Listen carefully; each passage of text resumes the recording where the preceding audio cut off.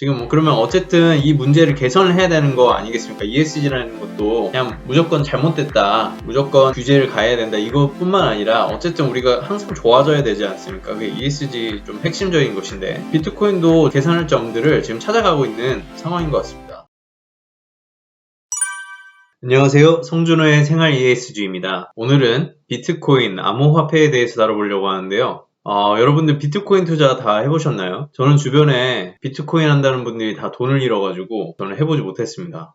예전에 저희가 다뤘던 기사 중에서 빌 게이츠 회장이 블룸버그 TV에 출연을 해서 한마디 했습니다. 일론 머스크 CEO만큼 재산을 갖고 있지 않으면 비트코인에 투자하지 않는 것이 좋다. 왜냐면 일론 머스크는 돈이 굉장히 많고 또 전략적이니까 비트코인이 막 엄청 이제 등락하지 않습니까? 그래서 가자, 성투 이런 용어들도 많이 나왔었는데 돈이 많으니까 크게 거기에 연연하지 않고 하다 보니까 돈을 잘 벌 수 있는 것이고 또 화성 갈 거니까. 근데 이제 우리 같은 개미 투자자들은 아무래도 여기 타격을 많이 받게 되겠죠. 그래서 일침을 한번 가했었습니다. 암호화폐 관련해서 굉장히 여러 번 다뤘었습니다. 저희도. 그러니까 ESG 이슈 자체가 암호화폐뿐만 아니라 돌고 돕니다. ESG가 기업들이 여기에 대해서 규제를 강화할 때마다 너무 부담이 된다 이렇게 목소리를 내는 게 그만큼 해결하기 어려운 문제라 그렇습니다. 그렇기 때문에 ESG 관련해서 같은 이슈들도 조금씩의 변형, 조금의 개선, 그리고 조금의 새로운 문제의 드러남 이런 것들이 자꾸만 아주 미세하게 바뀌면서 돌고 있습니다. 그래서 ESG 접근하실 때 예를 들어 뭐 암호화폐, 오늘 암호화폐죠. 그러니까 이런 키워드 중심으로 하나 관심 있는 게 있으면은 예전 것을 한번 이렇게 쭉 보시면서 전에는 어떤 이슈였는데 이슈가 어느 식으로 바뀌어왔구나 이런 것들 잘 찾아보시면은 흐름 읽으시는데 많이 도움이 되지 않을까 이런 생각이 듭니다. 오늘 기사 그러면 바로 들어가 보겠는데요. 네, 오늘은 암호화폐 시장을 둘러싼 에너지 이슈.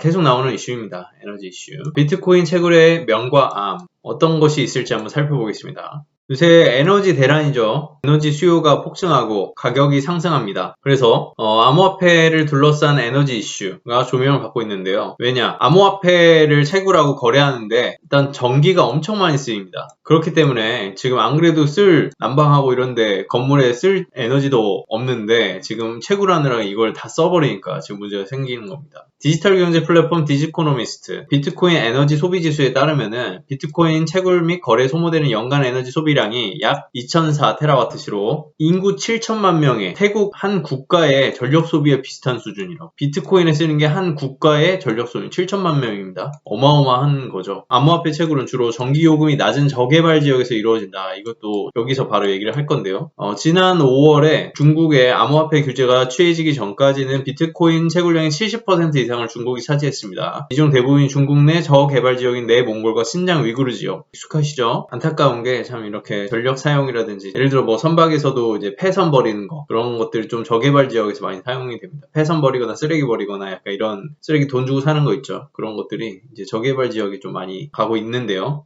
중국 정부 같은 경우에는 암호화폐 채굴 및 거래 금지 조치를 했습니다. 왜냐하면 여기도 에너지 대란이 어마어마하게 있었죠. 전국적으로 이제 정전도 엄청 있었고 그렇기 때문에 전력난이 심각한 상황에서 그 암호화폐를 끊어버리는 겁니다. 그래서 이제 중국에 있었던 게 개발도상국으로 싹 옮겨간 거죠. 원래 중국 내에서도 저개발 지역에 있다가 이것마저 안 되니까 이제 더 개발도상국인 나라로 이전을 한 겁니다. 그래서 전력망이 과부하되고 정전되고 탄소 배출도 늘어가는 그런 에너지 문제가 지금 발생하고 있는 겁니다. 네, 그럼 한번 살펴보시죠. 일단 개발도상국 에너지 안보가 지금 큰 위협을 받고 있다는 거 들어가 보시겠습니다.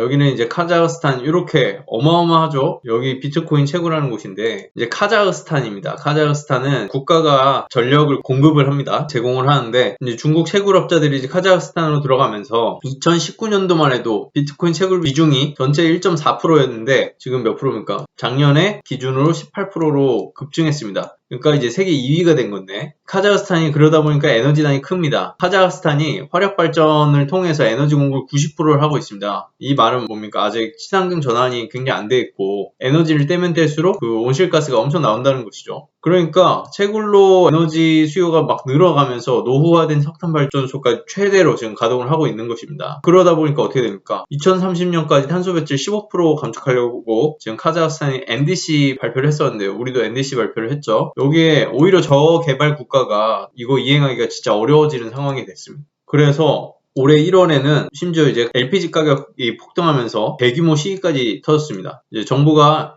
여기도 좀 센데요. 이제 인터넷 차단하고 시위를 폭력 진압하면서 에너지 문제가 이제 사회적 문제까지 확장이 되는 그런 상황입니다. 이건 정부의 지배구조 리스크 같은데, 러시아도 마찬가지입니다. 이제 이르츠르크주에서 비트코인 채굴로 인해서 1년간 전력 수요가 108%나 증가했습니다. 그러니까 왜 이런 데로 가냐면 전기 요금이 싸기 때문입니다. 여기 6배나 나왔다고 하는데요. 그러다 보니까 이제 싼 가격에 많이 쓰다 보니까 수요 감당이 안 되는 것이죠. 그래서 지금 정전 문제를 겪고 있다고 합니다. 여기는 공공기관의 민간시설 전력망에다가 무단으로 또 연결을 한답니다. 불법 채굴업자들이. 그래가지고 아주 전력난이 지금 심각한 상황입니다. 근데 또 아까 명감이라고 했죠. 방금은 좀 안 좋은 면이라 했다면 지금 뭐 그러면 어쨌든 이 문제를 개선을 해야 되는 거 아니겠습니까? ESG라는 것도 그냥 무조건 잘못됐다, 무조건 규제를 가해야 된다, 이것뿐만 아니라 어쨌든 우리가 항상 좋아져야 되지 않습니까? 그게 ESG 좀 핵심적인 것인데, 비트코인도 개선할 점들을 지금 찾아가고 있는 상황인 것 같습니다. 여기 보시면은 비트코인 채굴업체가 에너지 수요 그리고 공급 요거 사이의 균형화, 요거를 좀 어느 정도 맞출 수 있는 채굴업체가 이 중간 역할을 할 수도 있겠다, 그런 주장이 대두가 되고 있습니다. 일단은 비트코인이 전력 많이 소모하는 것은 사실이죠. 근데 이 전력 사용 시간대 그리고 장소를 좀 유동적으로 설정을 할 수 있다. 그래서 에너지 업계랑 비트코인 채굴업계가 파트너십을 맺어서 이걸 해결하고 있다고 이렇게 합니다.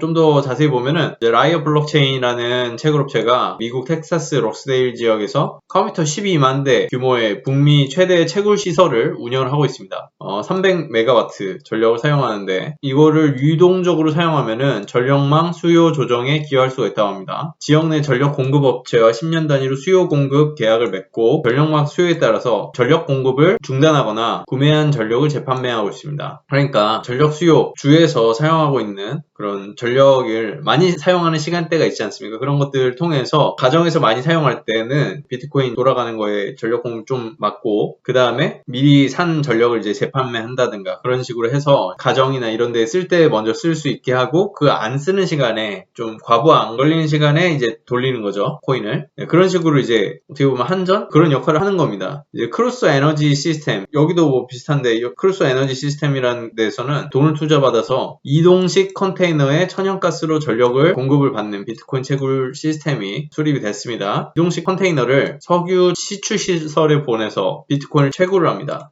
보시면 여기 이 컨테이너를 지금 석유 시추하는 곳 같죠? 자, 여기다가 석유 시추 시설에 이렇게 보내가지고 여기서 비트코인을 채굴을 하는 겁니다. 어떻게, 왜 여기로 보냈느냐? 그러니까 요거는 옮기기 쉽잖아요, 그죠? 요거는 이동식입니다. 그래서 여기서 공사 끝나면 딴 데로 또 옮기면 이거 되는 것이죠. 뭘 가지고 쓰느냐? 화석연료 떼면 똑같은 거 아니냐? 하지만은 여기서는 이 석유 대표적인 좌초 산업 중에 하나죠. 공해가 발생합니다. 시추 과정에서 이제 부산물로 이제 부생 가스들이 발생을 하는데, 요거를 처리를 해야 되는데 이 송유관 통해서 옮겨야 되는데 인프라가 설립이 안 된 경우에는 가스를 그냥 태워버리는 경우가 많습니다. 이러면 온실가스 막 나오는 것이죠. 메탄, 탄소 이런 것들 배출되기 때문에 여기들은 이 석유 업체들 진짜 본인들도 굉장히 ESG가 부상하면서 투자도 못 받고 지금 난리도 아닙니다. 근데 이제 크루스 에너지 시스템 같은 데가 거기다가 이제 컨테이너를 놓으면은 이 부생가스를 에너지원으로 또 씁니다. 그러면 일석이조죠. 여기는 에너지원을 그냥 받고, 또 석유업체는 요거를 처리할 돈을 안 들리고 원가 절감을 하는 겁니다. 게다가 온실가스 배출도 감축이 되고, 그죠? 굉장히 똑똑하죠. 이런 식으로 방법을 좀 찾아가고 있는 것 같습니다. 끝나기 전에는 암호화폐들이 대략적으로 어떤 것들이 조금 부각이 됐었나, 이런 것들 보시면요. 예전에도 이제 테슬라가 주로 많이 나왔죠. 비트코인, 도지코인 뭐 이런 거 하면은 일론 머스크가 굉장히 또 SNS도 많이 하고 그래가지고 그 밈도 많이 나오고 관심을 받았지 않습니까? 그래서 뭐 MSCI도 이제 암호화폐와 ESG 리스크 보고서도 썼고, 그러니까 그 암호화폐와 ESG 리스크를 연결해서 이제 얘기도 했었고요. 그리고 또 빌 게이츠 같은 경우에도 비트코인의 전력 소모량과 이제 기후 변화, 환경적 요인이 굉장히 많이 나왔었죠. 그래서 여기도 친환경적으로 채굴될 수 있을까라는 내용도 있었고요. 또 이 기후 변화 대응 위해서 암호화폐 측에서도 국제 협약도 만들어서 가입을 하고 있는 그런 상황이기도 합니다. 그리고 앞서 말씀드렸던 것처럼 여기도 이제 채굴한 거 가지고 이제 난방도 하고 보일러까지 할 수 있는 그런 여러 가지 방법들을 지금 계속해서 만들어가고 있습니다. 자, 이렇게 암호화폐 이슈도 마무리를 짓겠는데요. 앞으로도 이렇게 주요한 키워드들 있으면은 여러 개의 기사들을 쫙 펼쳐놓고 한번 이렇게 쭉 흐름을 살펴보시는 것을 추천드리겠습니다. 감사합니다. 오늘 송준호의 생활 ESG 여기까지 하겠습니다.